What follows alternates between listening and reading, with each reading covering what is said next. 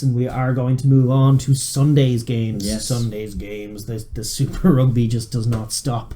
We have the other two quarterfinals, which will start in Oita Stadium, just as it did on Saturday, Under the with an roof. all Six Nations clash under the roof in the Sweatbox between Wales and France. Jaco Piper reffing Oh at yeah, the whistle. the great Jaco Piper. Hopefully he'll be polite and not do too much wrong. This is a potentially fascinating game. It's Definitely. It's got that little bit of history with the 2011 semi-final. Wales are still reeling from that. Certainly Gatland and Yeah, certainly a lot of people I've certainly here. been reading a little bit about it in the week. It's They're come up certainly all making a right. thing. And just in general, I think Wales with Gatland will feel that now is the time. I mean, they've been so settled for so long. They've never been better than they are now. No. And they're versatile. They have a great squad. It's Alan Wynne-Jones's last tournament. Mm-hmm. It's kind of now or never, and they look and feel like they're in the right place mentally and physically. Yeah. And I think game on. I think they're definitely looking as strong favourites in this one. They definitely are. Like it's hard. Like the French have such wonderful talent and undeniable attacking prowess when they get going.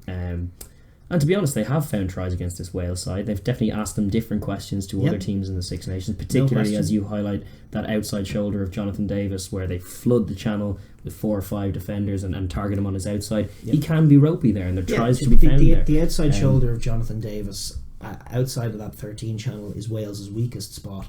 It's actually been exposed a couple of times in recent weeks. The Wallabies got the better of it on a couple of occasions. I think it was Karevi Fiji asked questions there really as well. Fiji asked questions. Josh van der Fleer got to Jonathan Davis's outside shoulder, stepped on the outside. Davis floundered, then stepped back on his inside, and he fell over, and there was a line break in the warm-ups. It's a little weakness there. They have him in their system. They have him a little isolated. Yeah, it's because their system is it demands a lot of the players, because it's a heavy blitz that looks to completely shut down all rugby on the inside, and they compete heavily at the breakdown. They commit 1 or 2 guys to a lot of defensive breakdowns. They do, yeah. So they actually, it has to give somewhere, and they make Jonathan Davis do a lot of work in that 13 channel, and it's something that the French isolated in the Six Nations this year. They did flood that channel with a load of players, as they like to do. They'd like to put 4 or 5 players into a ridiculously small amount of space and fancy either the fix and give or the offloads and just run off each other, and they fancy themselves to make things happen. Yeah, that is their number one avenue for success in this game. Keep it alive. Avoid those handsy breakdowns that the Welsh love to make. Instead of 2 seconds, make it 10 seconds by hugging the ball. The French will look to, like Japan, have looked to just keep the ball alive, get the offload going, pop it, keep it going, keep the pace high. Offloads are huge. If they can limit the number of breakdowns, they can limit Wales' opportunity to spoil the ball and limit the opportunity of their defence to get set, because Wales' defence relies a lot on line speed. You need a breakdown and you need to get set for the line speed to work. So France have to keep the chaos ball going, keep it wide, and get outside that Welsh defence and not allow it to set. That's how they have to attack. Using players they have like Huget, Raka, Pinot, Medal, Dupont, Gatoon, all in the squad, all devastating attacking rugby players. If they're put in space, they'll kill you. Exactly. So that's definitely what their model is based on. But it does feel like their winning conditions are fewer and further between than the Welsh ones. Yes. This Welsh team have found myriad different ways of winning a rugby game. When games get tight, this year especially, they've displayed enough nous to navigate themselves through that and escape with the win.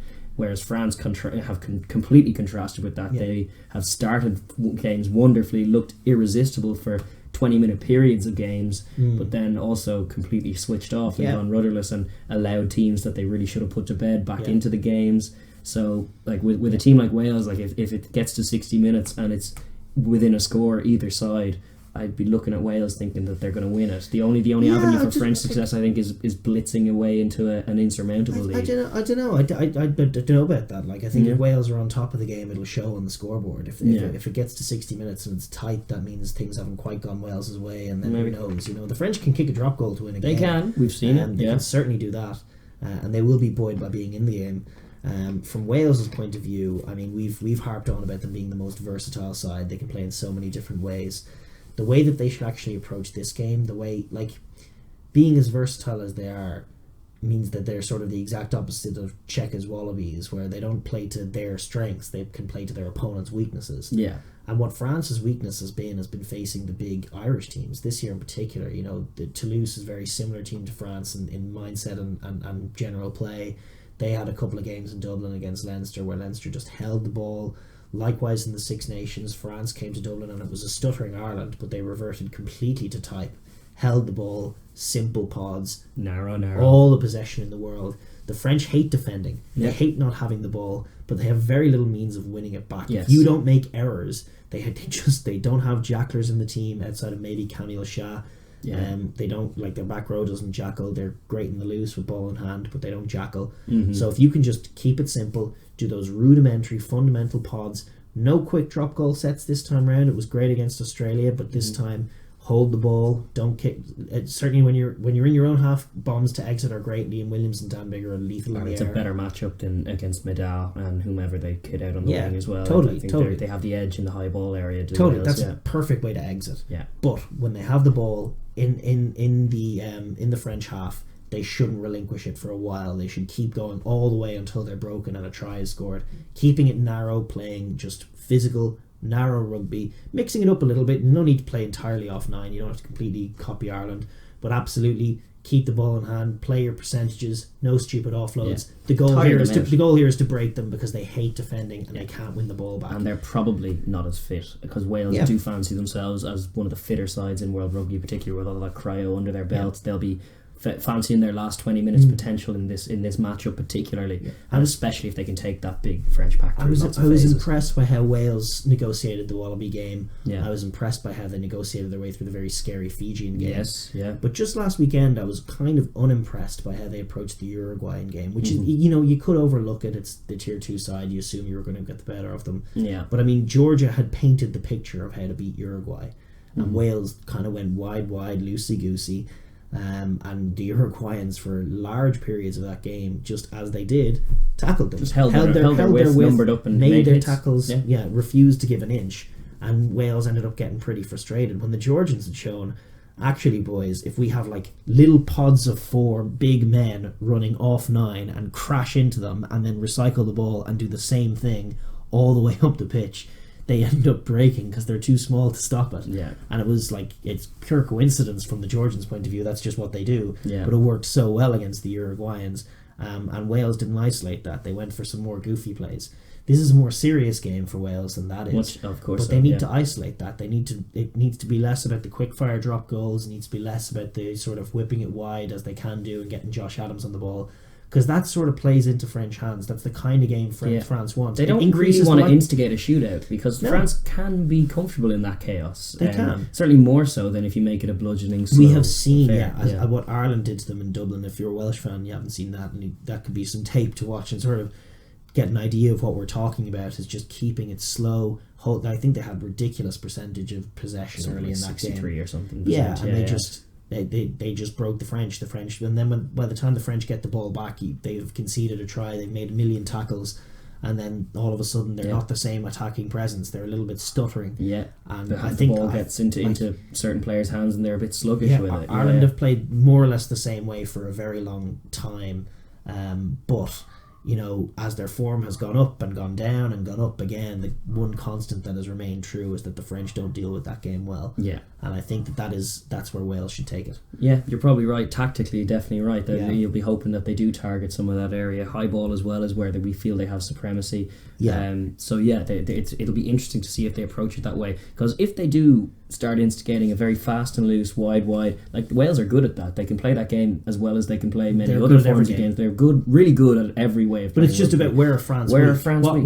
What makes you most likely to win? Exactly. And what makes them just very, like, removing their winning conditions one by one is a good starting point for Wales, because Wales on balance are the superior team. They're coming in with more pedigree in terms of their recent form, in terms of their World Cup cycle as well. What's on France's side really is just kind of World Cup history and touches of momentum, and just that little offensive. The fact that they have offensive flair does serve them well. The fact that they can find tries, as we said earlier in the podcast, if you can find tries, you can win games. Yeah, like I don't expect Wales's. Maybe I'll be wrong, but I don't expect Wales's defence to adjust that much. I expect them to stick with their game plan, which is essentially if they can tackle the French and get them to deck, they'll look to get Tipperick and Alwyn Jones into that breakdown, spoiling it, as well, making it slow, making it frustrating, then getting their defence shut and flying out. If France want to set it up with a few forward carries, each one of them is behind the gain line and behind the gain line, to the point where Camille Lopez is like, ugh, kick in the air. Yeah. And that's the kind of ugh that you want out of the French. You do. But alternatively, if the French can get the ball away from that contact zone, if they don't get to be able to paint that picture and the game gets a bit chaotic, they might need to adjust. Like I think that Jonathan Davis is too exposed in their defence, and I think maybe making, like, in multi-phase or in shortened lineouts, getting a back row partner for him, whoever's playing 6, like the likes of Wainwright or something like that, just moving him out defensively. Yeah, or whoever it is, Navidi or Wainwright, just somebody, another body there. You can't do it off scrums, obviously, or full lineouts. But off shortened lineouts and in the multi-phase, I think they just need to give him a little more help, because he has an awful lot to do out there, and that is where France will attack them. For sure. And they may also choose to attack them at scrum time. We don't know yet. We haven't quite seen France's scrum reach its heights, and I was worried when they left. Scrum are great. No, I don't particularly either. I think Wales have struggled in terms of getting their guys up to top kind of pace as far as the scrum's concerned. And we haven't really seen what we would associate with France, which is a dominant attacking scrum. So I'm curious to see how that battle goes. I also think the Welsh have been the most spoily line-out operators. They have been absolutely hilarious. They take so many liberties with it. It's so funny. The referee's like, no step, no step, no step, and then he turns around and it's like 2 steps. Step. Yeah, indeed. And Ken Owens at it as well. He steps off the mark a lot of the time. Shut down that line-out. And I tell you what, if they can get some defensive line-out praise off, it could dispirit the French, because there's all these rumours swelling about Guirado and is there a mutiny going on? Do the team really respect Guirado where the coaching staff don't? It puts me in an awkward position, because I'm kind of like, well, Camille Shah's been better than Guirado, so I kind of see the coach's point of view on this. Don't strip him of the captaincy, but Camille Shah's great, let's get him in the team. Sure. But either way, no matter who they go for at hooker, there is just going to be that little heightened pressure. Definitely. If the line-out starts going wrong, it could be something that demoralises them. And it'll definitely be something that Alan Wynne and Tipperick and the boys are going to be aware of. It'll be a typical Welsh thing to do. Just that little bit of nous that to a ridiculous degree, to a disproportionate amount. They're hilarious. Rattles the French. They know what to do to somehow set the opposition on tilt or into disarray. And French are definitely want to do that. You can get them to them in that way. They're an emotional team, and they play with some great passion and some great pride. But it could be derailing. It is going to be a good game. It is going to be an emotional game. It's also going to be an emotional game in the stands. I mean, these are two of the great fans in the tournament. I actually think singing voices, but for both of them. Usually, I think the Ireland fans are the best at every tournament. I mean, we do love patting ourselves on the back, but I actually think the French fans have been the most noisy and the most colourful in the tournament, right from the opening day, singing La Marseillaise, singing Les Les Bleus. They've been great. They've travelled in some numbers, and they're up against, in the stands, the beautiful choir singing voice. I suspect the Welsh have fewer people there. They probably do, fewer fans, but they have. They actually have proper singing technique, which allows them to carry it across the stadium. It's what's wonderful and yet about there's it. something about the Marseillaise. So it's just it's that even in the stands, this one is going to be a lot of fun.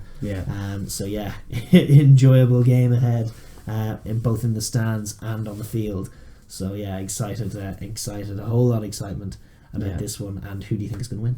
I think Wales are going to win this one, and I think France are going to exit the competition at the quarter-final stage, which they did 4 years ago. But I'm not as is the case with all of these quarter-finals. It's possible that I'm wrong, and I can see avenues for both sides winning the games in every single contest.